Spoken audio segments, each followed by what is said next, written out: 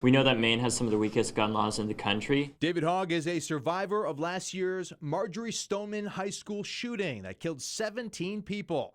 Earlier, he met with students from Maine's chapters of March for Our Lives, a nationwide movement with rallies across the country, including in Maine, trying to get a message across to lawmakers. And while a red flag bill may not fix everything, it will help prevent acts of gun violence. Ayla Mansman is a Cape Elizabeth student urging legislators to move on this. That Governor Mills and the legislature will choose to protect me, the children of this state, and all of its citizens. Because if they don't, young people will be coming after them electorally.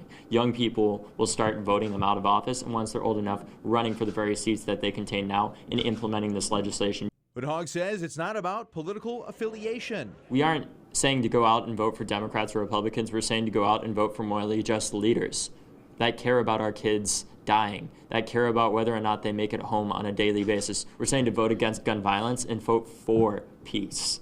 Part of the message he wants to share with students at Casco Bay High School in Portland, one of the 9 schools the March for Our Lives tour is visiting before stopping in Concord and Manchester, New Hampshire.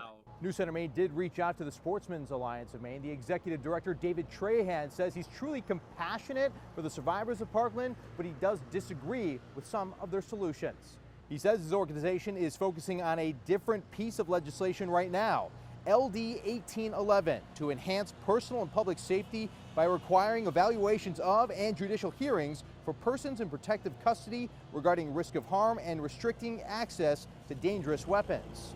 There is a public hearing on that bill scheduled for tomorrow. In Portland, Clay Gordon, News Center Maine.